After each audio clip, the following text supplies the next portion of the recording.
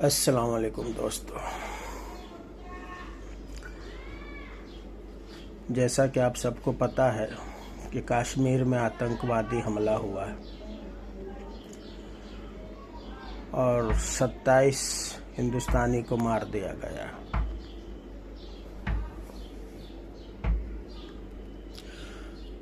News पे ऐसी भी न्यूज़ चल रही है, न्यूज़ चैनलों पे, कि आतंकवादी ने नाम पूछ के मारा।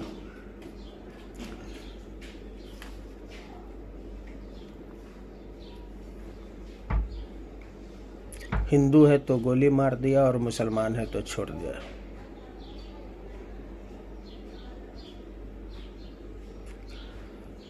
मेरे समझ में ये नहीं आता है कि जहाँ पे ये हमला हुआ है,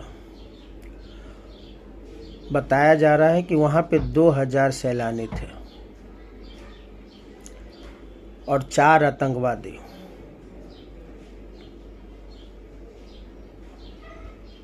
चार आतंकवादी उस 2000 के बीच में आए और बुलाए, भाई इधर आ, तेरा नाम क्या है?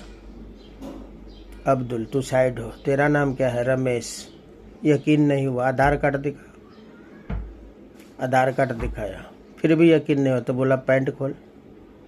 पैंट खोला, फिर यकीन हुआ तो गोली मार दिया।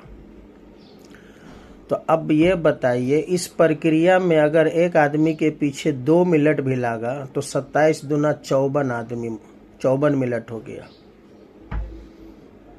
तो जब 54 मिनट आतंकवादी आराम से आईडी देख के मारते रहे, हालांकि उसमें 6 मुसलमान भी मरे हैं, उसका जिक्र नहीं हो रहा है। सिर्फ गोदी मीडिया पे ये जिक्र हो रहा है कि नाम पूछ के मारा गया। और जैसा कि मैंने कहा, 27 आदमी को मारा गया। एक आदमी के पीछे अगर 2 मिनट आप पकड़ ले तो 54 मिनट होता है। तो 54 मिनट तक इसका मतलब वहां पे कोई फोर्स नहीं था, कोई मिलिट्री नहीं था, कोई सुरक्षा कर्मी नहीं था। क्या ये सरकार का फेलियर नहीं है? सरकार से सवाल पूछने के बजाय हम खाली चिल्ला रहे हैं, पाकिस्तान को मिटा देंगे, पाकिस्तान को ये कर देंगे, पाकिस्तान को वो कर देंगे, लेकिन किसी मीडिया में ये हिम्मत नहीं है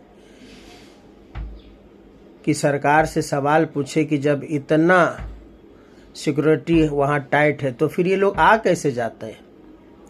एक आम आदमी अगर कश्मीर में घूमने जाए ना, तो हर 1-2 किलोमीटर पे चेकिंग होता है। हर 1-2 किलोमीटर पे आपका चेकिंग होगा।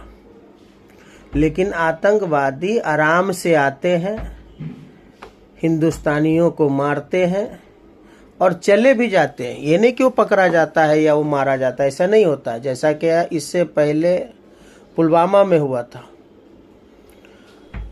हमारे 27 जवानों को शहीद कर दिया गया। वो गाड़ी किसकी थी, कौन लेके आया, उसमें RDX कितना था, आज तक उसका पता नहीं चला। हमारे हिंदुस्तान में इस वक्त 300 साल पहले जो क्या हुआ है उसका पता लगाया जा रहा है। बाबर ने क्या मंदिर तोड़ा था, औरंगजेब ने कहाँ मंदिर तोड़ा था, लेकिन अभी 2019 से पहले जो पुलवामा हमला हुआ था उसका पता आज तक नहीं लगा। तो मेरी समझ में यही नहीं आता है कि ये आतंकवाद इतने आराम से हिंदुस्तान में आ जाते हैं, हमारे हिंदुस्तानी भाइयों को मार देते हैं और वो फिर आराम से चले जाते हैं, लेकिन किसी का हिम्मत नहीं है कि सरकार से सवाल करे।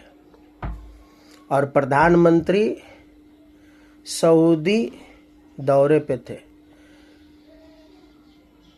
एक दिन पहले ही आगे मीडिया पे चलिए, जैसे ही आतंकवाद का सुना, प्रधानमंत्री अपना दौरा बीच में छोड़ के आकर, और आके क्या किए, बिहार चले गए और बिहार के रैली में बोल रहे हैं, क्या बोल रहे हैं कि जिसने भी ये किया है उसको उसकी सोच से ज़्यादा नुकसान होगा, उससे उसकी सोच से ज़्यादा सज़ा मिलेगी। जो प्रधानमंत्री को कश्मीर जाना चाहिए, वो प्रधानमंत्री को जो लोग मर गए उनके परिवार के पास जाना चाहिए, या जो हॉस्पिटल में उनके पास जाना चाहिए, लेकिन नहीं, इस कुर्बानी का भी वो फायदा उठाने बिहार चले गए। बिहार में रैली कर रहे हैं इलेक्शन से, और कुछ लोग कहते हैं प्रधानमंत्री 56 इंच के सेना वाले पक्के देशभक्त है। ये देशभक्ति है प्रधानमंत्री का कि आप जो देश में 3 दिन का शोक घोषित किए हो, आप खुद ही घोषित किए हो कि 3 दिन का राष्ट्रीय शोक है, और उस शोक में आप कहाँ चले गए? बिहार में रैली करने। तो ये सोचने वाली बात है कि देश कितना सुरक्षित हाथ में है।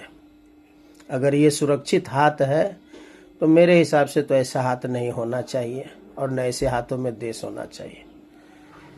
आप बीजेपी का इतिहास उठा के देख ले, जितने भी बड़े आतंकवादी हुए ना, एक 9/11 छोड़ के जो मुंबई में हुआ था, वो सारे बीजेपी के सरकार में हुए।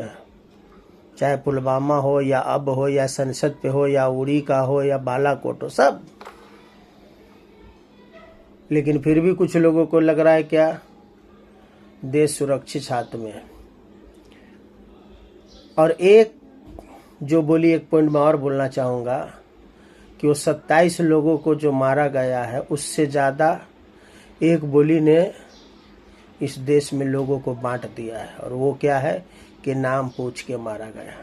अब देखिएगा इस देश में क्या क्या होगा, कहाँ कहाँ नाम पूछा जाएगा, किस किस का नाम पूछा जाएगा। ये सिर्फ और सिर्फ हिंदू मुसलमान कराने का हमला हुआ है, ना कि कुछ और। सिर्फ और सिर्फ हिंदू मुसलमान कराने का। बाकी आप लोग समझदार हैं, खुद फैसला कर लीजिए। खुदा हाफिज़।